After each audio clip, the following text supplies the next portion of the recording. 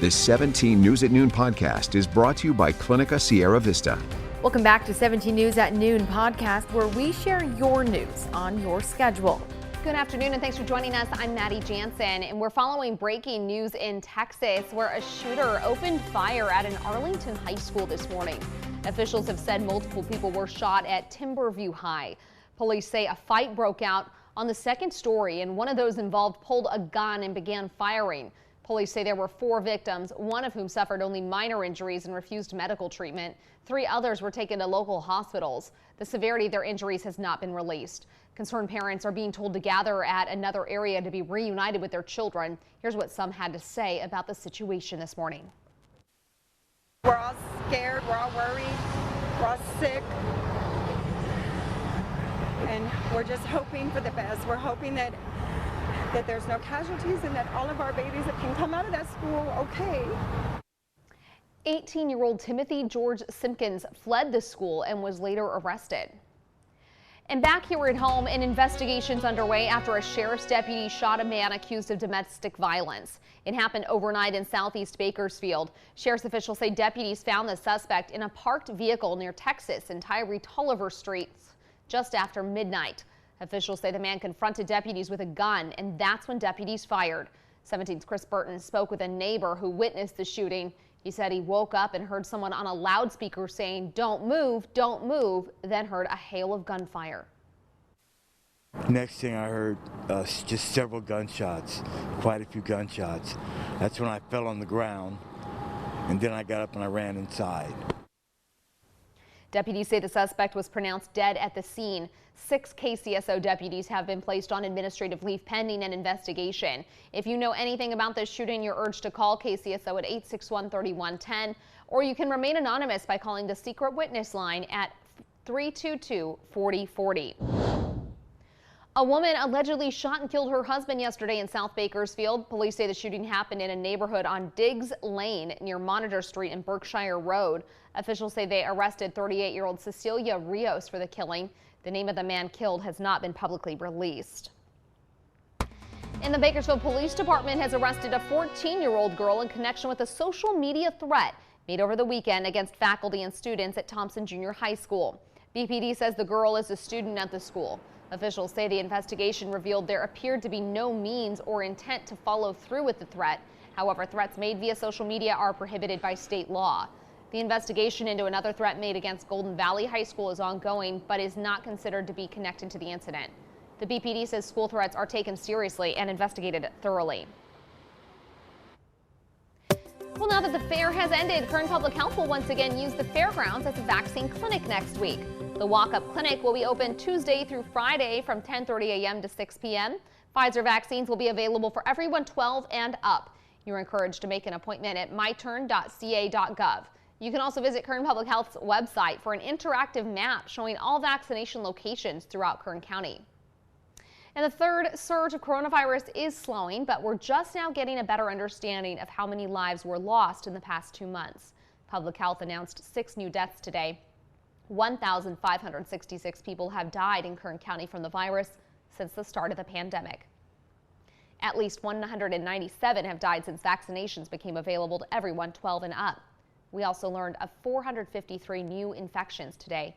Even as the daily number of cases continues to drop, 247 people with acute symptoms are in the local hospitals, with 76 fighting for their lives in ICUs.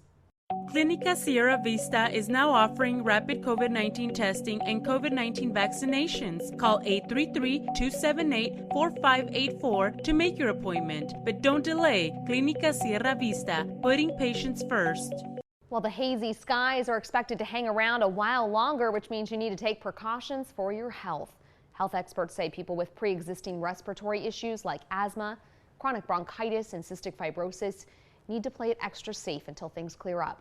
One local doctor says there's been an increase in the number of people seeking medical help for respiratory issues. Whenever you have a big fire or you have the much lower air quality, we definitely see a spike. Definitely, you'll see it in kids with asthma, and you'll see it with the adults that have COPD, and especially the people that are going outdoors and exerting themselves. The poor air quality is expected to hang around until Thursday. Ironically, though, today marks Clean Air Day. It's time for Californians to come together and take the Clean Air Pledge, vowing to make positive changes in their lives to reduce pollution. Some suggestions provided by the Coalition for Clean Air are shopping local to reduce the need to ship products, switching to all natural cleaner, and opting for public transit instead of driving to work. For more tips on how to get involved, just head to cleanairday.org. And now to our continuing coverage of last weekend's oil spill in Orange County. New details on the origin of the disaster. Federal investigators yesterday said a ship's anchor may have hooked, dragged, and torn a massive underwater pipeline that led to the spill. Investigators also revealed that the owner of the pipeline, Amplify Energy, waited more than 3 hours to shut down operations, even after a low-pressure alarm indicated a possible spill. The ruptured pipeline spewed 126,000 gallons of crude oil into the ocean off Huntington Beach. Governor Newsom visited the coast yesterday to survey the damage. We're going to have to do more. We're doing that on fracking now. We've got to do that in more oversight. We've got to do that on more permits for abandonment, less permits for reworking and for new drilling. We recognize our obligations in that space. Health and safety setbacks, all of those things, I assure you, are on the table and very much part of the conversation we're having with renewed sense of urgency because of this latest spill. Governor Newsom declared a state of emergency Monday night. Later today, the Bakersfield City Council will meet and take up a proposal for the world's longest painting of a river canal. The 350-foot painting would include famous Bakersfield landmarks and a timeline of the Bakersfield Police Department. The cost, a $30,000 agreement with artist John S. Barge III, who originally approached the council in an effort to create 2 custom original world record artworks for the city. It's not known exactly where in the city the murals would be located. The City Council will also take up an expansion of the Kaiser Permanente Sports Village. The $12.4 million expansion would include 5 football fields, seating, a concession building, picnic areas, parking lot, and more. The sports complex, which is located north of Taft Highway between Gosford Road and Ash Road, is the home of Golden Empire Youth Football. Officials say the city was awarded a $3 million grant from the National Park Service in 2019 to help complete future projects. Finally, here at noon, NASA says it's planning to crash a spacecraft into an asteroid in an attempt to change its trajectory. It's all part of their Double Asteroid Redirection Test, or DART, a mission to defend the Earth from hazardous asteroids. The plan is to launch the spacecraft November 23rd aboard a SpaceX Falcon 9 rocket to intercept the Didymos asteroid and its smaller moonlet, which is about 500 feet in size. The impact is expected to change the speed of the moonlet in its orbit around the main asteroid by a fraction of 1%, just enough to be measured back on Earth.